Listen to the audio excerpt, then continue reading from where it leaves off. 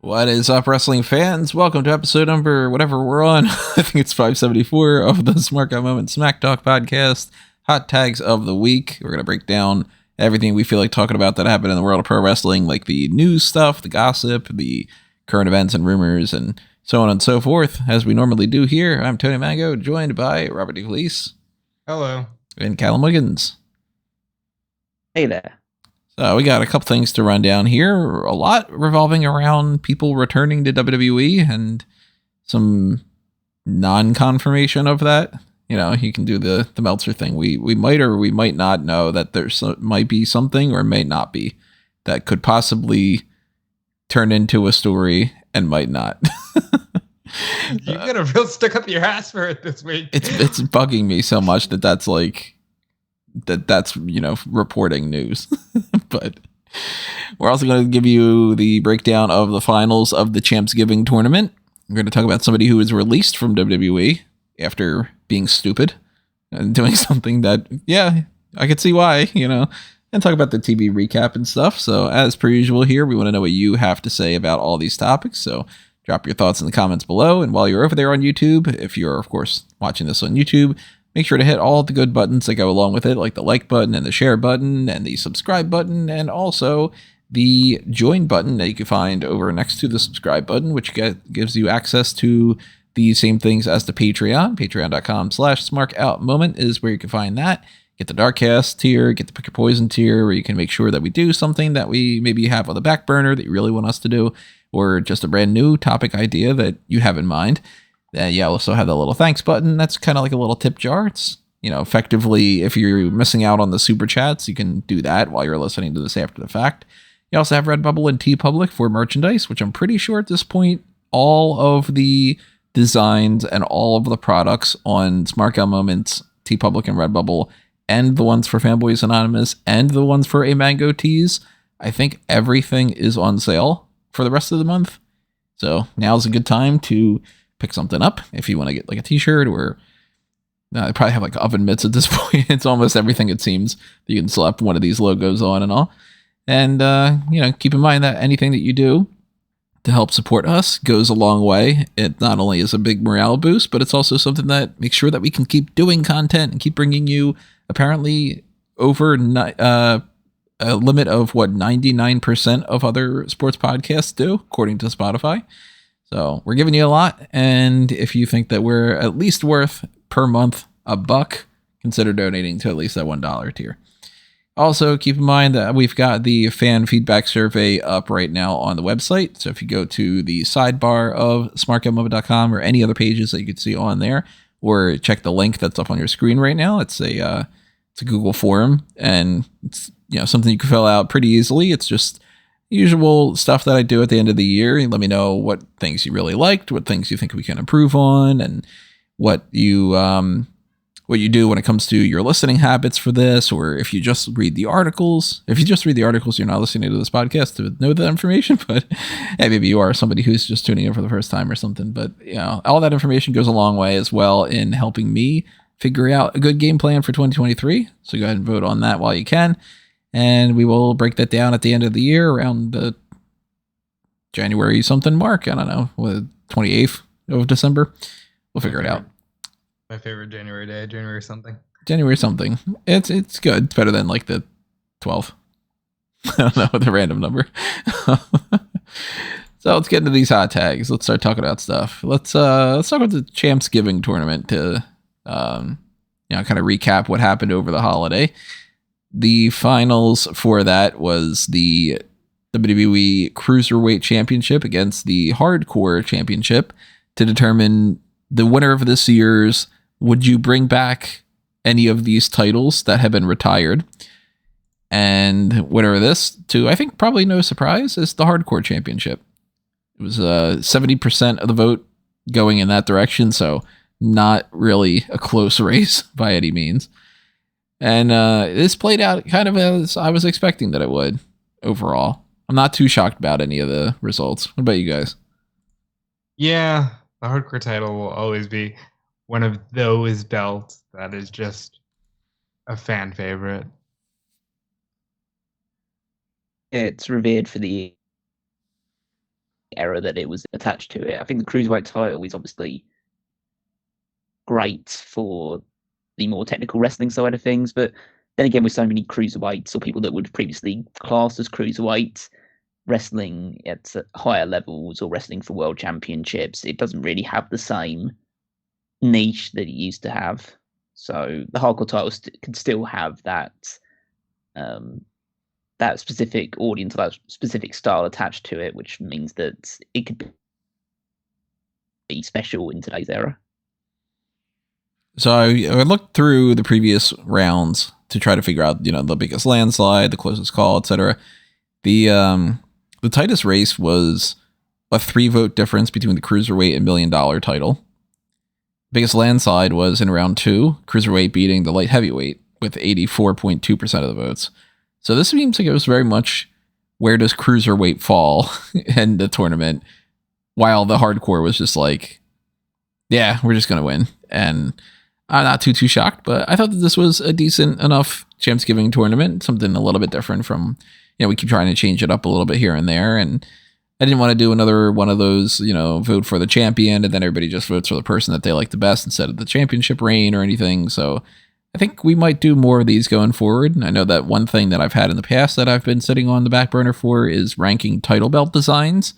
So we might do that next year, but kind of depends. It's kind of more difficult to do that because I have to create all the graphics and I have to make sure that they all line up correctly. And, it's just a lot more work. So maybe we'll do something else. I don't know. If you have any suggestions, leave those thoughts in the comments below. And when it comes to around September or October of next year, we'll kind of hammer out the details for that. But thank you to those who voted on the Champsgiving tournament. And, next time around, we'll have another Smark Madness. And I have no idea what that is going to be at this point. We'll figure that out around like February or so. That's the tournament out of the way. We are moving on to that very end of the year stretch of things, which is why we have the feedback survey and all. But let's talk about some of these other hot tags that we have going on. Let's talk about this release. I still don't know how to pronounce her name, so apologies if I get it wrong. Quetzalli. It's Quetzalli. It seems like that would Quetzalli. be. So Quetzalli that's what I'm going with. Was released from WWE. We got confirmation about that after this live event incident that happened in Mexico. And for those who don't know about it, she's friends with somebody who has a YouTube channel. And I believe he's like a prankster YouTuber. And she, for some reason, had the idea that he should come out and kind of jump the barricade and try to do some sort of an angle and didn't bother to clear it with anybody. So Byron Saxton and some other people were assuming that this was just a fan that was jumping into the ring and she was trying to tell them to stop and that this is just like, part of the show, which she doesn't have the creative control for that. And I'm assuming in her mind, she thought that this was going to be like this super fun, interesting, we went outside the box type of idea, but maybe you need to get approval of those ideas. And, the fans don't need to be in on it. They can be shocked, but you need your coworkers to know that it's not some crazy person that's just going to run and, jump them or something. So I'm not at all surprised that she got released. This seems like she would have had this gig for seemingly however long she would want it without something like this happening, because she's been there for a few years. And, WWE now translated into Spanish is something that they're not going to just get rid of that. So I think this is one of those play stupid games, win stupid prizes types of deals. What do you guys think? I had no idea about this until yesterday. Did I send it to you? And yeah, I didn't know. Sounds stupid.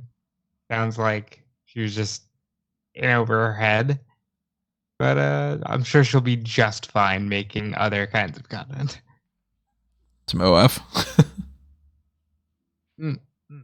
Yeah, she's fucking dumb. Quite obvious. It's quite a there's not really much else to add to that, really. That's a really, really dumb way to leave a pretty cushy gig, it seems like, from all intents and purposes. Like, she's been there for a while. See, I mean, no one really knows, well, no one from our side of the viewing audience knows who she is. Right. And I don't know why she would think this is worthwhile doing. Like, does she want to again, you have to let people know if you are going to do this. That's rule number one. But secondly, like, just why do you want to do this? Like, what is kind of the benefit to you if this all? What was the end game for her? I'm assuming it was just she thought it would be a fun thing to do with her friend. So there isn't really much of a justification for it. And it's like, that's fine. Like, look, I'm not against the idea of her doing that. It's just, I'm sure that, they could have cleared this. That's it. Just clear it. Mm-hmm. Well, it goes beyond that. It's a case of even though it's not like strictly her place of work, it is the company that she works for, and just saying like, oh, this would be fun to do something with my friend here. Sort of like going backstage and meeting the wrestlers. It's like, hey, why don't you insert yourself into this show and do something absolutely like crazy to try and get a reaction?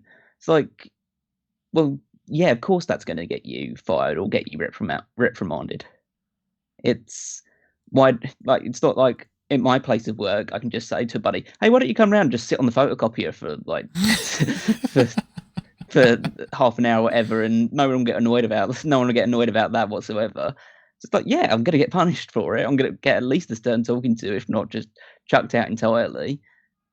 How fucking dumb do you want to be? Especially considering how many incidents there have been of people jumping the barricade and trying to attack a wrestler or attack anybody around ringside.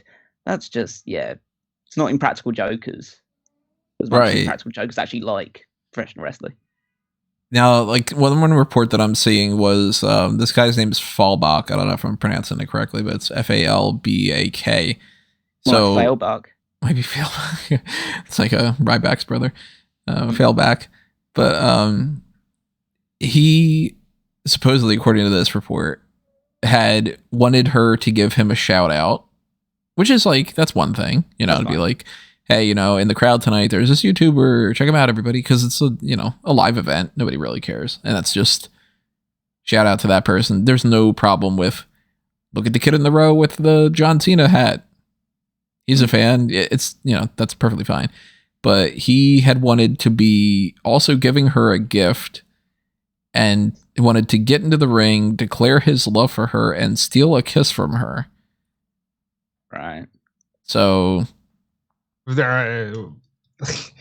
it just seems odd that they thought, okay, let's totally do this on this event, conducted by this multi-million-dollar industry. Like, why?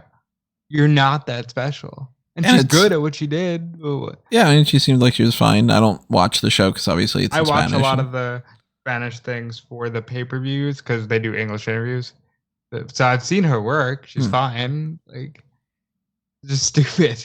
Well, it's even more stupid to think he wanted to do this as a publicity stunt, but it's not televised. So what's the big reaction going to be if only the people that are in that area for that show that night are going to really, if they're paying attention, they're not getting some kind of concessions, or they're not just like talking to their friend next to them or something. There's a very low amount of positive that can come out of something and a very high amount of negative, like her losing her job. And it very easily seems like it could have been a situation where even if she wasn't necessarily in on it, and it's just her friend doing that, and then her being like, hey, don't do anything, it's my friend, or whatever, she could have at least been like, yeah, I didn't plan that. I'm sorry that my friend did this, that I didn't tell him that he could. But if she told him that that was a good idea or whatever, I'm surprised it took him this long to release her. And lesson learned, hopefully.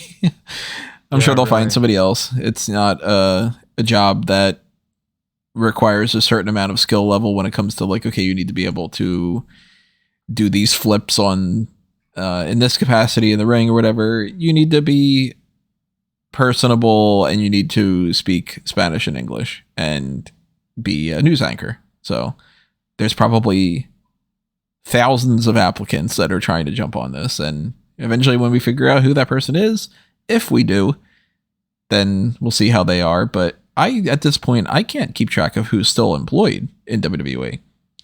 Like, I was going through my end of the year awards and just trying to get the full breakdown of all the different people for the broadcast personnel award. And I don't know, like, is Nina Wu still employed? I don't know who that is, Tony. She is the whatever they call the one that's WWE now, but for China, I believe. And China with an I, not China like Joni. I'm pretty sure that Francesca Brown is not employed in any capacity. I still don't know what's happening with Sarah Schreiber, but maybe she's on like digital stuff. And there's a whole list of everybody. Like, I know I've seen Jackie Redmond on some pre-show panels and all. I don't know about Natalie Mamo. I don't know about Alba Staki from Waluha. Is that still even a show? They just hit 100 episodes. So you put some respect on Waluha. No. Right? No, I'm not. Scott Stanford, I know, still does a whole bunch of things, but Yamena Sanchez for Saturday Night. I don't even know if Saturday Night is still a show. Mendonca from WWE Now India. I'm assuming that that's still a thing, but every time I try to click on it... you're the only one that cares, right? Yeah, you're the only one that cares. But I just wrote up a whole article about how it'll be coming up in the next week on Bleacher Report for anybody who's interested, about things that I would change in WWE. And there's one of the slides is, can we just have some clarification of like, can you put all the shows on the shows page? Can you put the names of people on there? Can you clarify if the Heritage Cup is a thing anymore? Like, you've got lots of people employed. Just say it. It baffles me. So I don't know who's going to end up replacing her. I'm probably not going to have any real interaction with that person whatsoever, but it's an interesting story because it's one of those, like, it never would have been a thing if you didn't do something stupid. And hopefully she bounces back in a different way. I don't know. But as far as people leaving WWE, coming back, leaving other companies and stuff, that's what we got. The bulk of some of these other stories are going to be tied to. One of them is that Eric Young is rumored to be coming back to WWE because they killed him off on Impact. So you guys saw this. Fill me in. What happened? So at the end of the latest episode of Impact Wrestling, there was a video package, kind of, I guess you would describe it as cinematic type approach between Eric Young and I believe it's Cody Deaner? No, Cody Deaner, yeah. I always get confused between the two brothers or cousins or whatever they were. Anyway, it was Cody Deaner, and so they were both faction members of Violence by Design, and the whole segment was built around just Eric was a mixture of berating him but trying to get, like, I guess trying to fire him up as well at the same time. And then Cody got really angry, got really aggressive, very young. They fought, and then he stabbed him with a shank or some knife like description. And yeah, Impact has a reputation for killing off people before they move to another promotion. They did that with Ali when she was she was stabbed in the neck. In the multiverse thing that they have with Rosemary and Father James Mitchell and all that stuff. They shot Johnny Bravo. He didn't die though. No, he didn't die. But Taya Valkyrie did go to jail for a little while when she was Frankie Monet. Yeah. So so that happened. They pushed Mickey James in front of a train. My favorite. That will always be my favorite. I gotta find these. I gotta see these. Oh, that was James Storm as well. James Storm just kicked Mickey James off of a train, off of a bridge over a train, and the train hit her, and apparently she died. But she's fine now because she's wrestling. She'll be wrestling for the World Championships, well, the Knockouts Championship soon. So is this this Impact video? James Storm gives Mickey James an offer from 2015. It could be. It was definitely 2015, but I don't know if that's the headline for it. It's like black and white footage, and I could see a train here, so let's see. Let's see what's going on. She just gets bumped. Yeah. It's so stupid. Just casually, he's like, I'm gonna bump you in front of a train. Nowhere near as shocking as House of Cards, for anybody that's watched that show. Actually, Luchasaurus used to work for Impact Wrestling, didn't he, as well? And I think he got killed. I believe you. I didn't see that. I believe you. I'm trying to remember what it was. I don't think he was Luchasaurus at that point. He was wrestling as some other gimmick instead. But yeah, there's a lot of killing. In Twitter, there's it's similar to Lucha Underground used to do a lot of killing people, like killing characters off. And the one that sticks out to my mind was one of the they had this like snake style faction which had Cobra Moon, who's actually Thunder Rosa, but she was the head of that faction, and one of the people in the faction, I think called Vibora, and that might have actually been Luchasaurus as well, got their head chopped off. Fuck. Yeah, so that's like they took the choppy PP thing to the next level. Yeah, chopped a different head off. But I think that it's not like it's weird and it's stupid because these people then go on. But then again, it's the characters dying on the show. And it's like, it's it's soap opera. These people die. People die all the time on soap operas when they're being written off. And so the people that die come back to life. That just happens because they find some workaround because the actor doesn't find the grass is greener on the other side, and comes back, and they have to find out some confusing way of saying that, I know they didn't actually die in that car crash because they fell out of the car just before it hit the wall or something. It's like their twin was the one that was there, and exactly. It's a life model decoy. So yeah, I wouldn't. So I don't think it's bizarre, and it was a bizarre segment, but that's Impact style, and I don't object to it that much. Compared to other things that's worth objecting to Impact for, which is mainly they need to actually get fans that want to be there turning up, which I guess is getting harder and harder to find. But that is, it's a small fish in their bigger issues as a promotion. I didn't see the video itself because I had it muted, but I saw a short of the stabbing part, and this looks so dumb. Impact has never been a thing that's translated well for me, so I can't say that I would be writing that if I were in some kind of creative control, but it's an interesting way to do it. And it's quite funny that they're go ahead. Oh, it's quite funny that the next show is actually called Hard to Kill. Yeah, he wasn't very hard to kill. They stabbed him. Maybe that's just the game plan is you're going to be like, Eric Young was easy to kill, but I'm not at the whatever dome at that kind of promo. I can't say though that I'm interested in Eric Young coming back to WWE. I think what he brought to NXT, when we play that Smark's Choice and it's like, okay, you can pick somebody and then the other one's got to be erased entirely from history. If you erased everything that Eric Young did in NXT, I don't think it matters. I don't think it changes a single thing. I mean, obviously the butterfly effect, you can change, one little thing and it's going to be a big, big problem in the grand scheme of things. But I'm seeing that some people thinking about Killian Dane coming back and then reuniting Nikki Cross and them and bringing Sanity. I didn't really like Sanity all that much. Yeah, well, you know who did? Trips. Triple H. Yeah. Like, Killian Dane has some positives to him. I'd be cool with him coming back.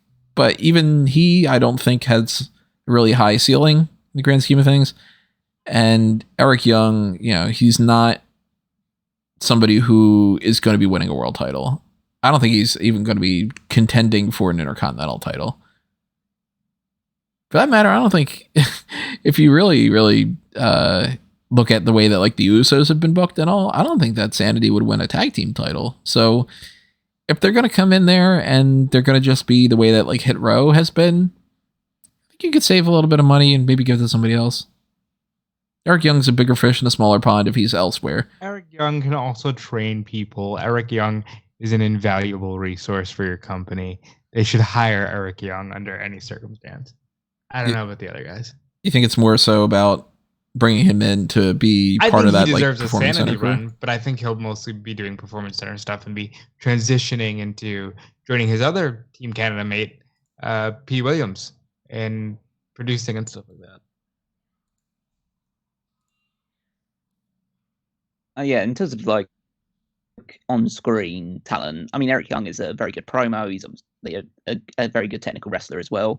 So I don't see any harm in bringing in a guy to just come in and lose to your top name talent. Like a person of some name value being a jobber is totally fine.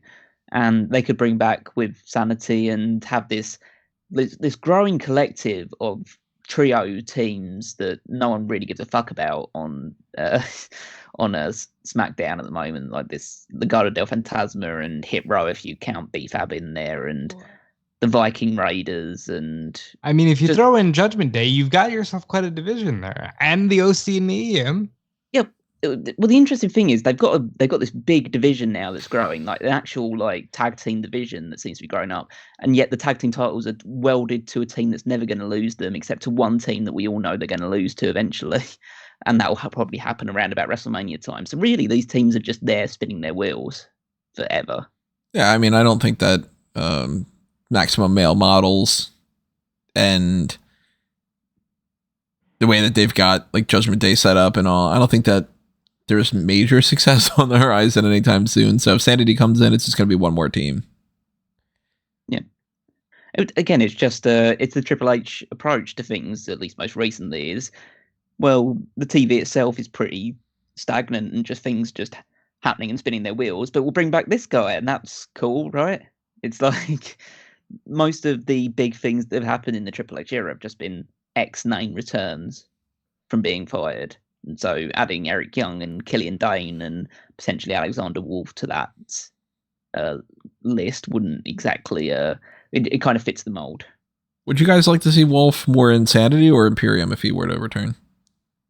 And it's Sanity. I don't think he needs to be in Imperium. Imperium is good as a free...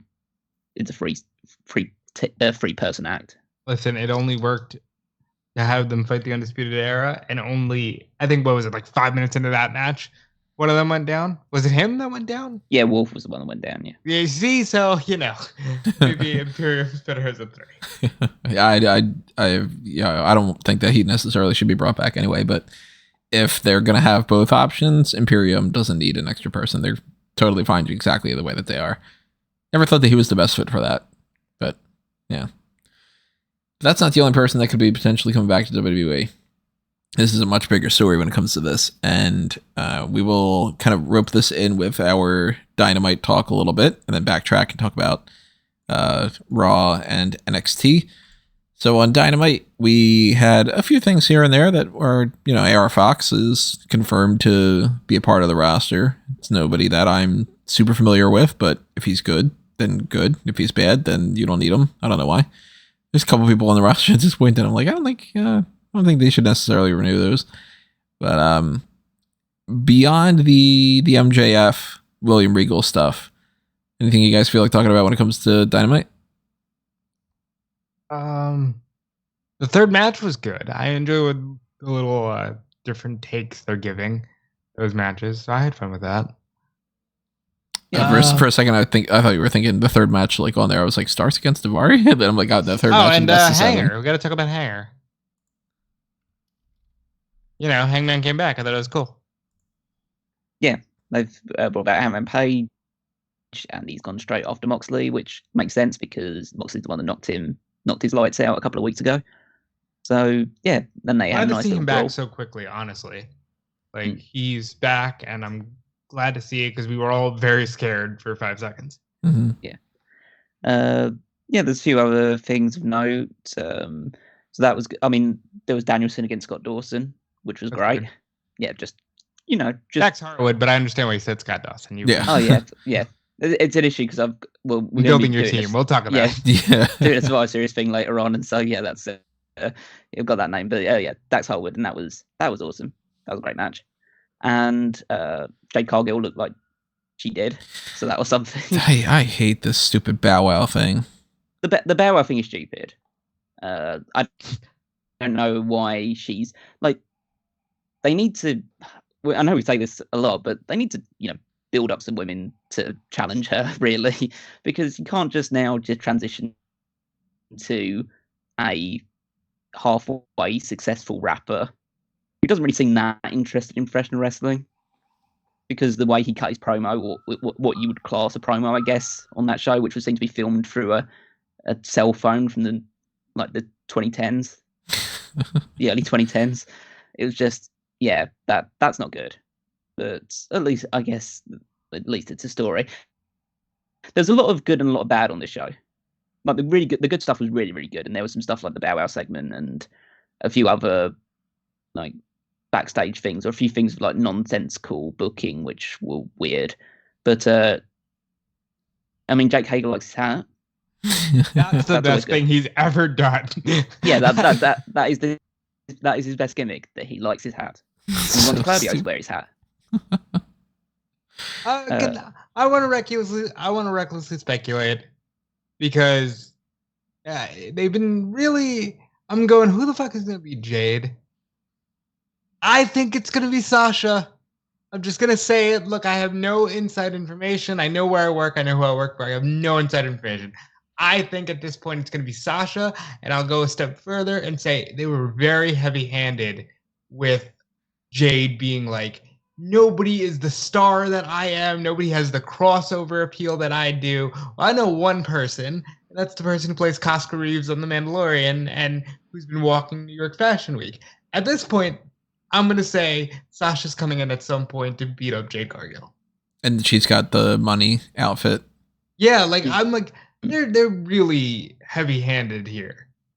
Maybe that's the thing, is that Tony Khan wants that to happen, and he can't really, jump on it yet because there's no deal in mind, but he'll just keep teasing it until he can get it or it falls through, Well, first of all, if this whole Bow Wow thing leads to Jade Cargill taking on Sasha Banks for the title, then I'm okay with it. It's a weird route to travel, but if it ends up with that, then it's probably worthwhile in the end. But secondly, Tony Khan has never demonstrated a history of teasing something and then not delivering. They teased the CM Punk stuff before CM Punk turned up, and they've teased other returns and other debuts, but they always follow through on it. I don't think he's if he is teasing it or he is trying to put that stuff into the universe, he must already have a deal. He would have to already have a deal in place or be pretty convinced that there's a deal in place. And I don't think they're deliberate. I think they're putting some ideas out there, but they haven't done anything that's could be considered concrete. So I guess in that respect, they could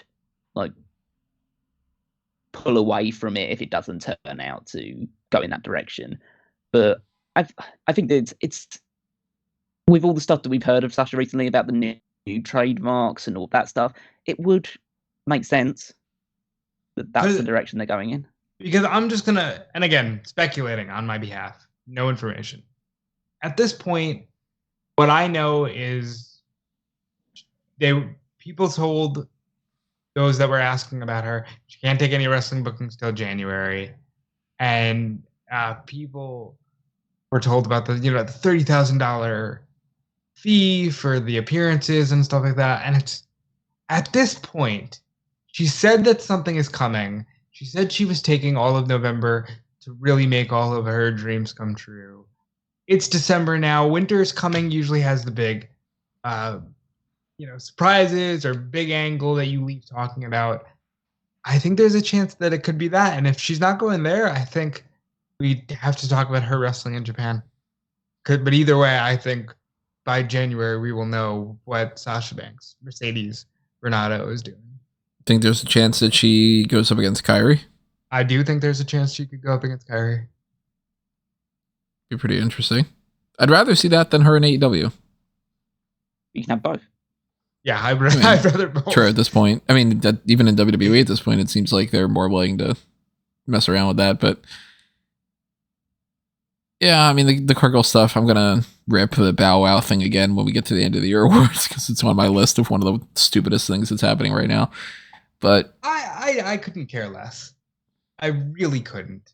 If this leads to something great, AEW, they're they're finding their footing again, but it's so clear like they hit a point where they had to reassess everything, and I think Jade is one of the only acts they have that is solid in terms of reliable and you know what you're doing. I just want to see someone take the belt away from her already, because you need to get to a point where you elevate what she's doing. Thank you, by the way, for saying you couldn't care less, because it's one of my major pet peeves, how almost everybody says I could care less. Bugs me so much. I speak English. Yeah. Well, I added that to the jokes list on the website the other day. For anybody who's wondering, I've been wondering if I'm missing things on the recurring jokes list, and I realized that I was definitely missing some, and I'm sure I'm missing a lot of other ones. So browse the jokes list and see if you can think of any that I didn't add on there that should be on there. I was missing Big Man Buffet. I was missing calling out Rob on saying, here's the thing. There's a handful of different stuff, so let's talk about the main one with this. MJF unveiled a new championship belt, the Big Burberry Belt, the Triple B. Cut another promo about the bidding war of 2024 and all these other things that happens when it comes to championship aspirations and all. And then turned on William Regal and hit him and knocked him out. And the speculation and hearsay and scuttlebutt and all that is that William Regal has an out with his AEW contract, and that he is completely written off TV at this point and will be going back to WWE in some sort of a backstage role, whether that is returning to where he was in NXT doing the talent scout stuff, and or this is one thing that I've been hearing more today than beforehand, as a general manager character. What brand needs a general manager? I don't know. You know a brand that needs a general manager? Main Event. Well, surely. Yeah. Couldn't be NXT. So, What? Go ahead. I have no issue with him if he's going back to WWE going there, because it's clear that he has that long-standing working relationship with Triple H, and so he would be used as kind of, I imagine he'd be one of Triple H's right-hand men throughout the entire, like, steering the promotion go forward. I've seen people comparing him to, he'll be to Triple H what Pat Patterson was to Vince McMahon, that kind of relationship. But if he ends up just going to NXT and being general manager, then fuck that. Well, no, that's not the only thing he's going to do.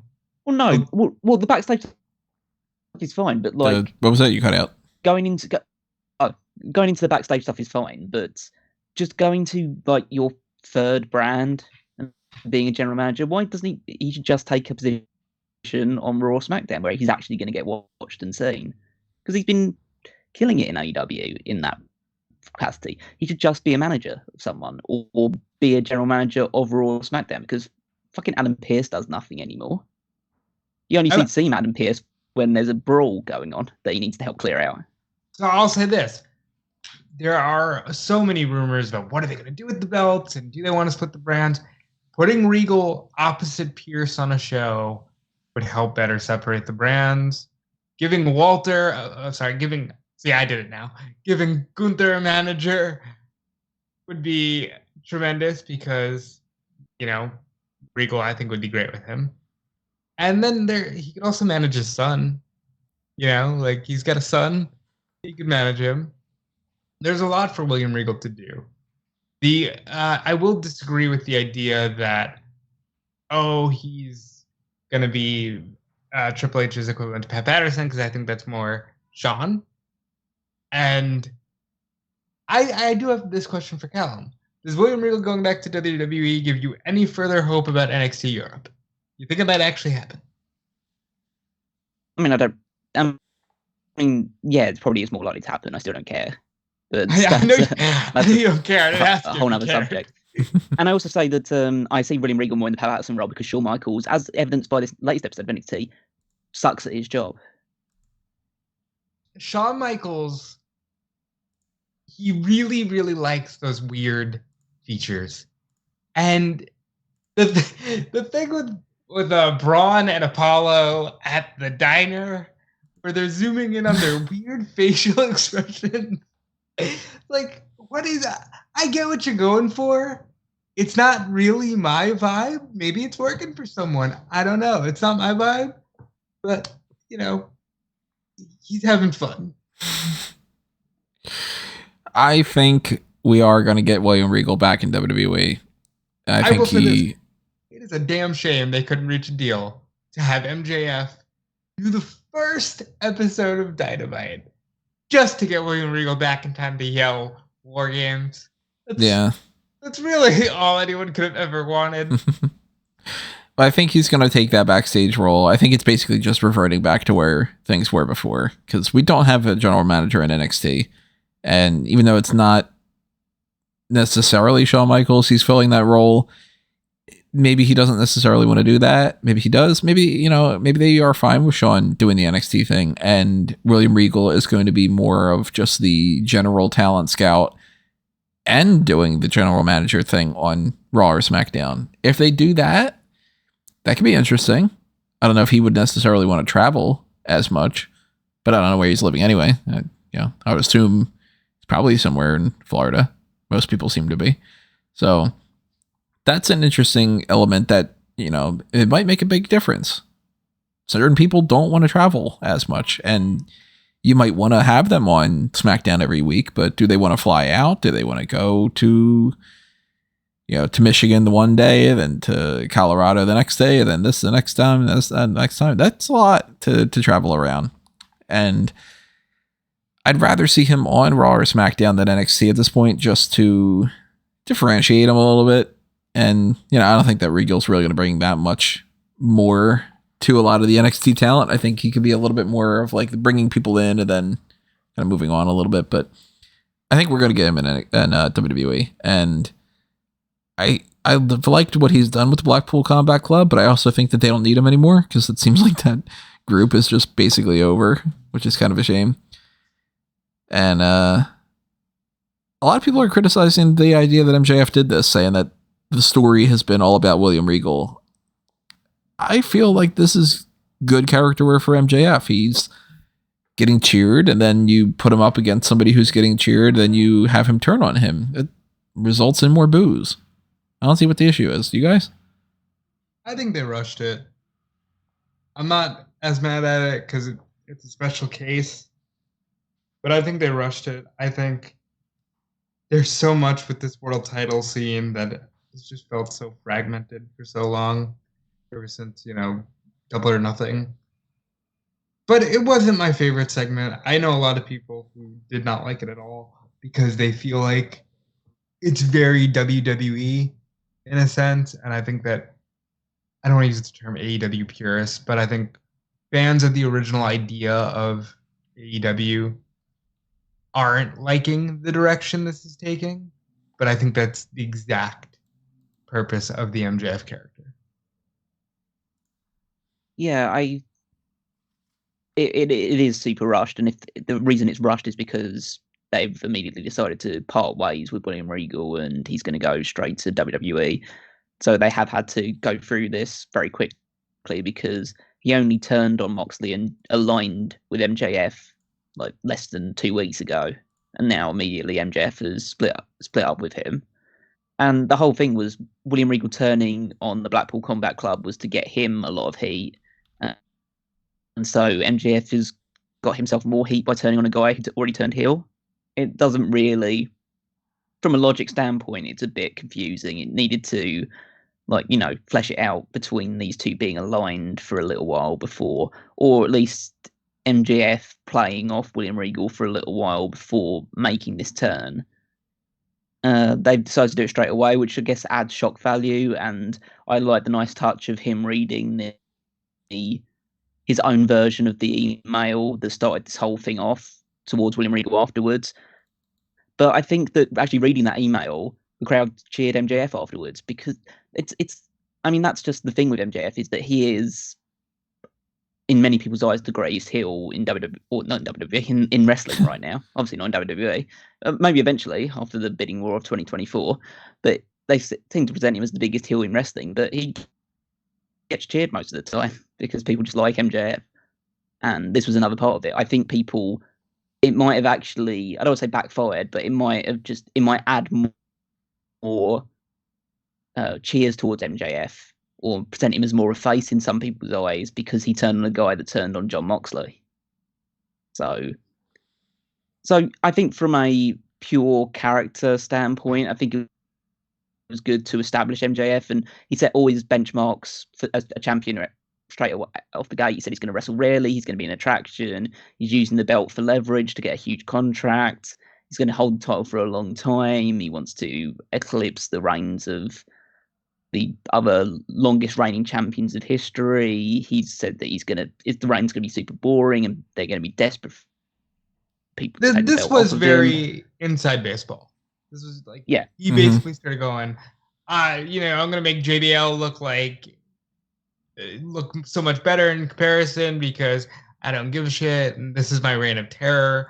And if you get that, it works. If you don't, I guess it still sounds all right, except for the fact that people might wonder why he's bringing up Bradshaw.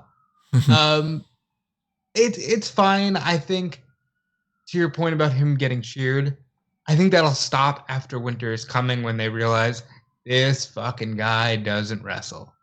And I think people will get, really tired of it very quickly.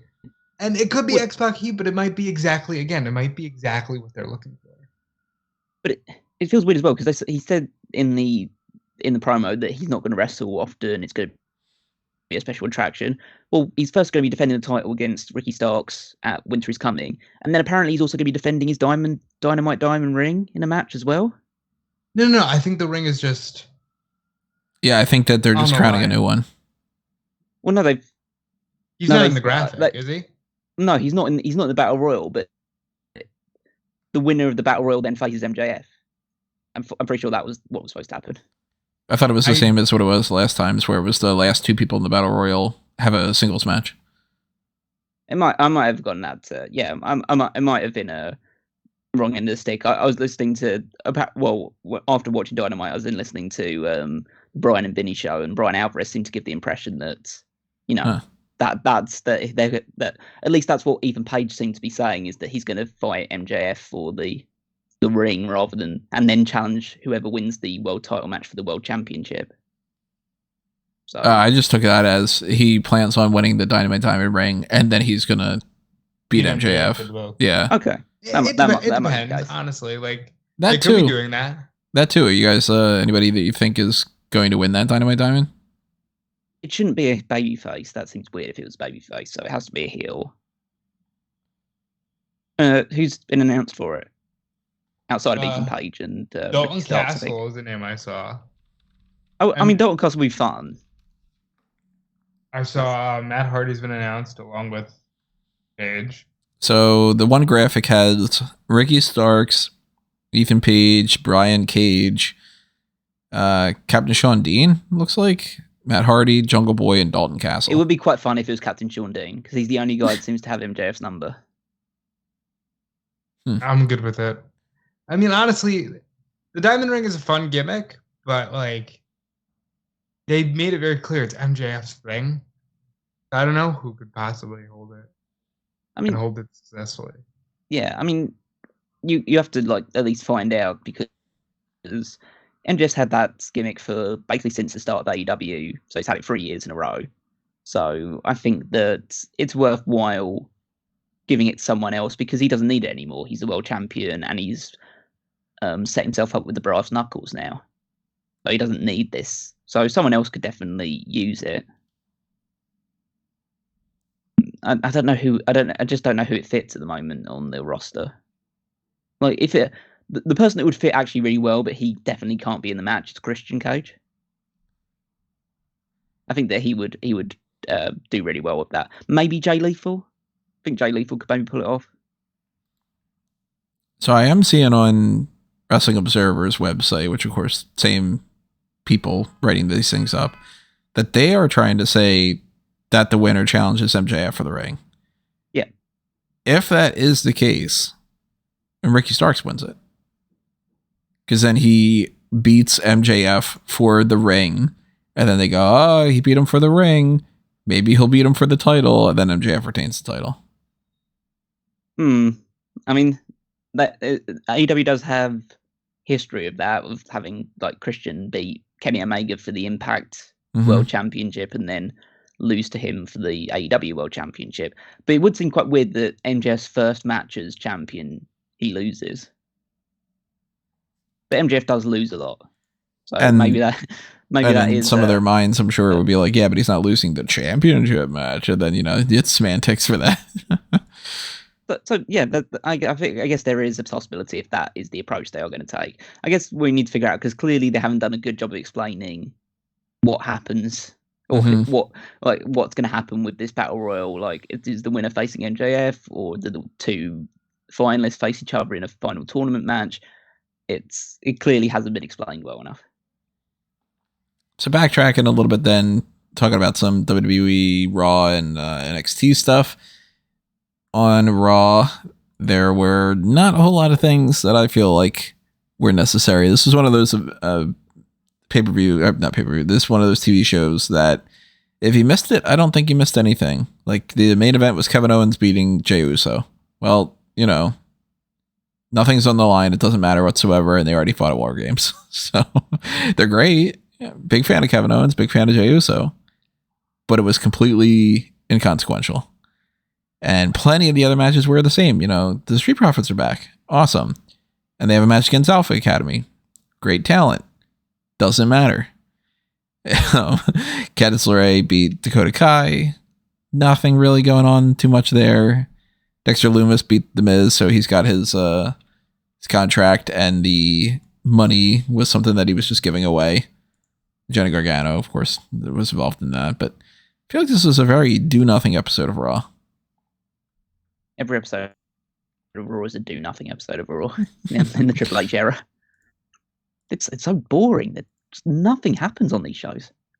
Like, you had Becky Lynch come back, and she walked out in the crowd and cut a good promo, and then Bayley came out to challenge her, and they fought backstage. But basically, Becky took out pretty much all the members of Damage Control, pretty much single-handedly. This is what Damage Control are now. They're just free Dumbo heels that just get beaten up all the time by whatever the top baby face is. So I guess the one benefit out of it is that we're finally going to get a proper one-on-one singles match between the heel Bayley and the baby face Becky Lynch, which we haven't really seen. Out of the 4 horsewomen, they're the ones that have interacted the least. So at least that's something a bit fresher. I think that, but all the other stuff like Dexter Lumis and The Miz, they finally had their big blow-off match, and it meant jack shit. Like, there's really not a lot going on these shows. I think they're very much in that lull period where they're just like, look, Royal Rumble's coming up in 2 months. Yeah, but that sucks. I know. Believe me, this is one of the issues that I've had dating to when we finally figured out the pay-per-view schedule, where I was like, SummerSlam and Clash at the Castle and Crown Jewel and Survivor Series, you're lumping it all in a shorter time frame and then leaving a big gap. I don't think Royal Rumble needs 2 months. Like, WrestleMania, we get that February pay-per-view. Sometimes it's Fastlane, sometimes it's Elimination Chamber, whatever. That is usually a good follow-up to the Royal Rumble. And then we've got the majority of March to just build up for Mania. And some people in their minds are like, we should only have like 4 pay-per-views a year or so, which you look at what AEW does. Sometimes they end up stretching things way too long too. But I don't think Royal Rumble needs that, because Royal Rumble is pretty much 30 people do it. There you go. And anyone who says, well, quarterly pay-per-views are better, it works if your television structure also works with it. You can do quarterly pay-per-views when you're doing the occasional major TV episode, a la, Road Rager or Winter's Coming. And you can also do it when, like WWE back in the day, they had 1-hour programs. Mm-hmm. So, it's digestible content, and occasionally you get your big WrestleMania. You can't do 3 hours of Raw where you're sitting on your hands. Yeah. You can't. And that's where I go, do I want the TLC pay-per-view? No. But do I think we need a buffer? between Survivor Series and the Rumble? Yes. You can't, because they're just going to stretch it out, and then they're still going to manage to go 8 days for the pay-per-view. We have no idea what's happening at the Royal Rumble. That's one of the things that's some of the most frustrating things for me, because it's like, it's not just that it's 3 hours of Raw. It's 3 hours of Raw and 2 hours of SmackDown for weeks. Like, we just got this for the tail end of November into there. We're going to get another 5 hours on the 5th and the 9th, another 5 hours on the 12th and the 16th, another 5 hours on the 19th and 23rd, another 5 hours on the 26th and 30th, another 5 hours on the 2nd and the 6th, another 5 hours on the 9th and 13th. That's why I made the comment that, like, hey, what do you do with Roman Reigns? I know if the babyfaces win War Games, they all get shots at the title. That way you can have special episodes of SmackDown. Because that's another thing. This is where you're really going to feel, oh shit, Roman's not really around. And it's going to feel like a lull, and you'll get over it quick as soon as, you can see the Royal Rumble coming. But it's just a slog, and I have no interest. I have no interest in sitting through so much of filler content. For context of this, just the Raw and SmackDown episodes that we haven't gotten yet leading up to the Royal Rumble is 40 hours of material. The first entire phase of the MCU, like everything leading up to the Avengers, where I thought you were going, is only 12. And it's like, the second phase is 12. The third phase is 24. So it is just shy shorter of everything leading up from Iron Man to Spider-Man Far From Home. They watch all that, and you get all that content for the build of what is essentially, we don't know the 30 people that are going to go in there, but isn't it interesting that Royal Rumble's coming up? And everybody's like, yeah, you don't need any build for that. You just say Royal Rumble and everybody's going to be watching it. So if we get some more episodes like this, it's going to be very easy to tune them out. And I'm just going to say this because this is a report that I think Meltzer came out with today. If you're telling me all this, especially when you break it down like that, and your game plans for Dwayne Johnson doing the Royal Rumble, come on. That's not great. It's great in the moment. It's great in chunks. Like I've been saying with the Bray Wyatt stuff, it's great years from now. We can just digest it as needed. But when you're trying to sit through it in the moment, it doesn't make for compelling content. Yeah, because if we spend 40 hours leading up to Kevin Owens versus Roman Reigns, and then they go, by the way, The Rock's here, and then you go, oh, there we go. That's what we're going to get for the next February, March to April. Then they just move on, and then you've spent over 40 hours building up something that they're like, yeah, never mind. It's a shame. Because there are obviously tons and tons of talented people and all, but this lull period is something that they got to fix. I think you can knock people like Rollins as champion. You can knock people like, when Kofi was champion. You can knock all of that. But I think it would best suit them to start re-educating people to full-time champions.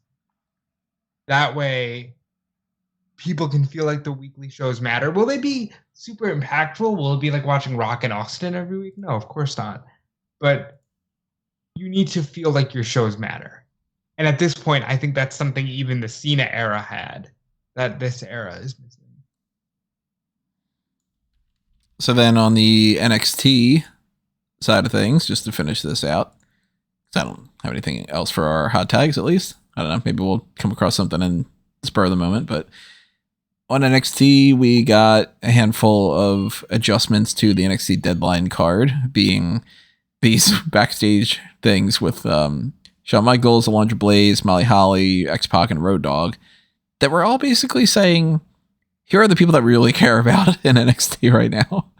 They're talking about people like Joe Gacy and Grayson Waller and a laundry list of different people. Some of them that got included already in the Iron Survivor Challenge, and some people who oddly were missing from there. Like, I was surprised that they didn't mention a few other names, but they settled on all but one name for each. There's going to be a wild card match that will set that up for, I think it's next week is when they're going to do the wild card thing. It makes sense. I mean, we're just in that time frame. But one thing that I thought was pretty interesting was they made it a point to say that Tony D'Angelo is not yet ready to compete, and that's why they didn't want to put him in the Iron Survivor Challenge. And that Axiom is not yet ready to compete, and that's why he's not in the Iron Survivor Challenge. Yet Axiom wrestled later on in the same show, and then later on, past that point, Tony D'Angelo was like, "Oh yeah, by the way, I'm totally cleared." I'm like, okay, that's contradictory information there, but yeah, we got some decent stuff. I still think that the Andre Chase University stuff is a lot of fun. We got, following up some different feuds like Kiana James and Fallon Henley. Dijak beat Dante Chen just to give him a little bit of here's a win for the sake of it. Von Wagner's feuding with Malik Blade over Malik Blade's sweater thing. I think the way that they did the Toxic Attraction thing was pretty blah. For anybody who didn't see it, they were going to have a match against Nikita Lyons, Katana Chance, and Kaden Carter. Zoe Stark went out, attacked Nikita Lyons, and then they said, well, we'll just do it later. And then they did the match, and it was just sort of double dipping. And I'm not the biggest fan of that because I don't think that really did too much. Lyons took a pinfall. She had gotten attacked ahead of time. All right. Nikita Lyons spin kicked thin air, and I have seen that clip hundreds of times already of Nikita Lyons just kicking nothing. Looking like she was spinning into nothing. Callum, did you see this?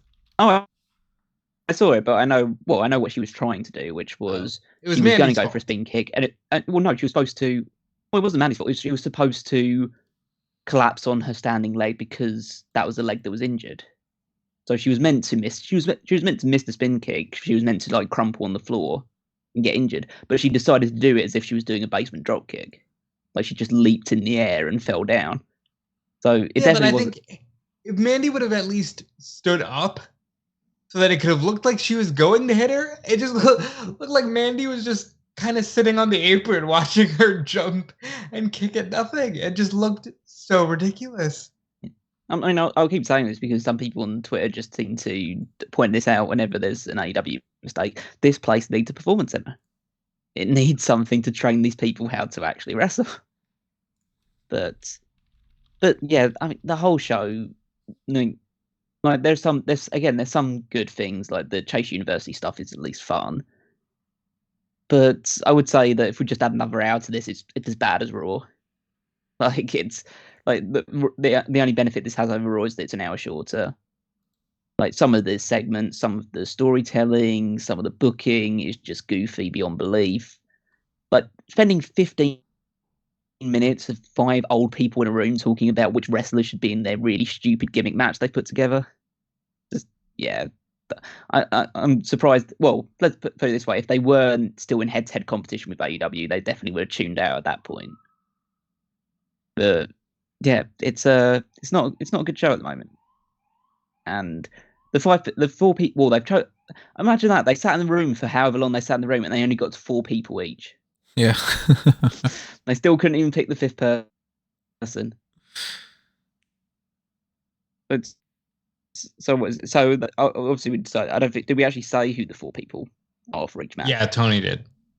Okay, you did, didn't you? I'm not actually sure. No, I didn't actually say. You just I said that they had settled on this. So the 4 people that they put for the men are Carmelo Hayes, Grayson Waller, JD McDonough, and Joe Gacy. The wild card is going to be Andre Chase, Axiom, or Von Wagner. So Axiom gets the spot, but Tony D'Angelo doesn't. Again, that's very weird. 3 people to choose. Mm-hmm. Which I assume is just going to be Von Wagner. And that Andre Chase takes the pinfall, Yeah. I mean, it shouldn't be Von Wagner because Von Wagner's just had his title shot. So he shouldn't be in that again. Axiom will be weird. It really should be just on the strength of the segments recently. It should be Andre Chase. Just because his segments are fun. What could be interesting. Chase University. What I'd be down for, Andre Chase wins. and then they do an angle where he gets replaced by Duke Hudson. And it's kind of like, I can step in and do it for you, Mr. Chase. Like, I think that would be good. Yeah, that'd be good. I mean, realistically, it doesn't matter in the grand scheme of things because Carmelo Hayes is definitely winning that match. I think it's Grayson Waller. Well, I feel it should be Carmelo. I mean, it's one of those two. Let me put it to you like this. They're not going to do JD again, and they're not going to do Jack Gacy again. Put it to you like this. It should be Carmelo, and I'll say the same thing when we get to the women. And if it's not this person, they called them up to the main roster. It should absolutely be Carmelo, and Carmelo needs to beat Braun Breaker, and we need to move on from Braun Breaker. Braun Breaker's fine. He's just very boring. He's bland. Because he's just a guy, It's the same as with a lot of people, Carmelo Hayes doesn't have a gimmick like Papa Shango or Kane or, something that's crazy, but he's got more character than a lot of other people do, so he makes it more entertaining. And Braun Breaker is just like, hey, I'm a wrestler. So outside of just wrestling, what do you do? Fish? On the women's side, Cora Jade, Kiana James, I was a little bit surprised about that one. Roxanne Perez and Zoe Stark are the ones that are already in there, and then the wild cards are Fallon Henley, Indy Hartwell, and Wendy Chu. So it's going to be Wendy Chu because she got the thing with Cora. And I didn't say who I thought it would be on the men. It's Axiom, obviously. He's the only one they spotlighted in their discussion. So it'll be Axiom. No, they talked about Wagner. Actually, they might have talked about Andre Chase too. I don't remember for sure, but I know that they talked about Wagner because I remember them spending like 5 minutes on Axiom just so that they could knock the 1-2-3 kid for being small. Yeah, the Alundra Blaze was like talking shit about Wagner. She was just like, he's missing something, whatever. Yeah, the format was again. They like these features and they're interesting, but they're weird. They're all weird to me. And go ahead, Cal. I said about the women's competitors, the women's segment, the women's that's selected, like Roxanne Perez and Cora Jade and Zoe Stark all make sense, even though the Zoe Stark is feuding with Nikita Lyons, and so she can't win this, and she probably needs to get taken out by Nikita Lyons in the match itself. That's what I think is going to happen. I think that pretty much is why she's not in the match too, is so she can interfere. It'd be weird if I agree with Rob that it probably will be Wendy Chu just because she does have the thing going on with Cora. But it'd be weird with how everything that Indy Hartwell's been doing has been based around trying to get into this match and trying to be taken more seriously, and she's not in the match. But then again, that could continue to fuel her feelings of inadequacy and push her even further down the heel path that she's currently treading. I'm going to ask it every week until someone gives me a damn answer. Why isn't she on the main roster with the rest of the people she's been interacting with? It's hard. Well, I'll keep asking my follow-up question to that. Why is she employed? She sucks. I'm not going to advocate for someone getting fired, but I will advocate for someone at least being put on the roster with the rest of the people they've been interacting with, especially when you didn't actually break up Dexter and Indy. You had him go to jail, but people stay together outside of that. I mean, it's funny that you guys are on those ends and I'm pretty much dead set in the middle. I'm like, she's not bad enough to release her, but I don't think she's good enough to go to the main roster yet. Like, I think it makes sense if she would go to the main roster to me, just because she's been there long enough. But at the same time, I'm like, she could use a little bit more seasoning. So I'm cool with her sticking around in NXT. I don't know, man. So out of the options, Roxanne should win the match. Yeah, she definitely should. Yeah. But Kiana James is a weird selection, but I guess they have somewhat been pushing her. Like, she does feature quite prominently. She's not very good. I like her more than most. Yeah, but a lot of the women in NXT can't wrestle. Yeah, that's what I'm saying. That's why I don't hold that against her, because she's fun. Thea Hale should be in this. She's a fucking blast. She's the best character on this show. She just eats every scene that she's in. She's just completely the star of the show. She's my favorite thing to watch because she just, let me at him, Mr. Chase. I got him. I love it. It's fun. She's the only character on this show that's fun. Oh, and there was also the confirmation that Lyra Valkyria. Is that how we're pronouncing it? Yeah, you were right. Valkyria? Tony was right. Then it's Aoife Valkyrie. So Yeah, for some reason they are calling Sarah Logan Valhalla, which is weird. yeah. I mean, it's it's not the weirdest name that they've ever come up with, but yeah. But yeah, it's good to see it. Well, it's good to add some fresh blood into the women's division that has a proven track record of being decent at wrestling. So that will add something. So that's my breakdown of the hot tags. I don't think there's anything else really noteworthy for us to talk about. If there is and we missed something, let us know in the comments below. We'll factor that into next week, or just leave a comment in response to. And the plenty of other stuff happening over the next few days, I'm sure, with even just like the TV stuff. We got like Santos Escobar against Ricochet. Did not expect Ricochet to still be in this World Cup at this point, but maybe that's the plan, is to do that. But yeah, it's happening tonight. So I'm real sure quick about that, I had forgotten until Santos shared a picture that he was in Lucha Underground as King Cuerno, and they're running that back, and I think that's fun. I love the Lucha Underground. Still have not seen 3 minutes of it.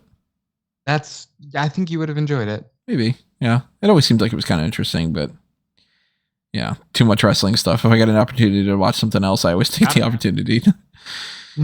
So, as we start rolling into some of the other things for the next podcasts and stuff, we've got the NXT Deadline pay-per-view point predictions that are happening next week. We're going to talk about the ROH Final Battle stuff as well. I still don't know how we're going to do that post-show. If it's just going to be me trying to watch 2 pay-per-views at the same time and do like 6 different posts at the same time, and then all the title changes and all. I don't know. The current game plan is to do a combined post-show and just talk about both pay-per-views at the same time, but that could be a mess. So if you got a preference between those two and you want us to focus on one or the other, let me know that as well. We'll take that into consideration. Go ahead and vote on that fan feedback survey. Reminder for that. And stay tuned to everything else that's happening here on smarkoutmoment.com. We've got, of course, our Facebook and Twitter accounts at smarkoutmoment, and everything else that you can find for not just smarkoutmoment, but also Fanboys Anonymous are all at amangotree.com or anthonymango.com. You'll see a big link tree of a whole bunch of different things, including my Facebook and Twitter accounts at Tony Mango. And of course, if you're following what I've got going on, you should also be following what these guys have going on. Rob? Yep, follow me everywhere at Dude Felice. That's on Twitter, Twitch, and Instagram. DudeFelice.com. Coming by 2023, we will say. Before then, who knows? I'm hoping it'll be around before WrestleMania 39. We're on 9, right? At 39, and just keep supporting me. I'm now on Inside the Ropes. So I added another website that I write for. So follow my stuff there. Follow my stuff on Fightful. Follow my stuff on WrestleZone. And just keep supporting me, and I appreciate every single one of you that does. Callum? So you can find me on Twitter at Wigmeister14. Check out smarkoutmoment.com, where you'll find my week's contribution, the Power Rankings, going up every single Saturday. You can also find Fantasy League at www.fantasyleague.com, as well as by clicking through the Smark Out Moment website and just checking the Fantasy League tab and clicking through there, where you can see who's been picking up points every single week for our wrestlers, our particular teams, as we move on towards the Royal Rumble, which is a big event in terms of point scoring action. So we'll just keep following up until then, all the way up till WrestleMania 39, when we bring it to a close. Alrighty, everyone. So that's it for this episode of the Hot Tags. Thank you, of course, for listening and for all of your support in whatever fashion that it might be. And we will see you next time. But for now, this is another Smark Out moment, and we are being counted out.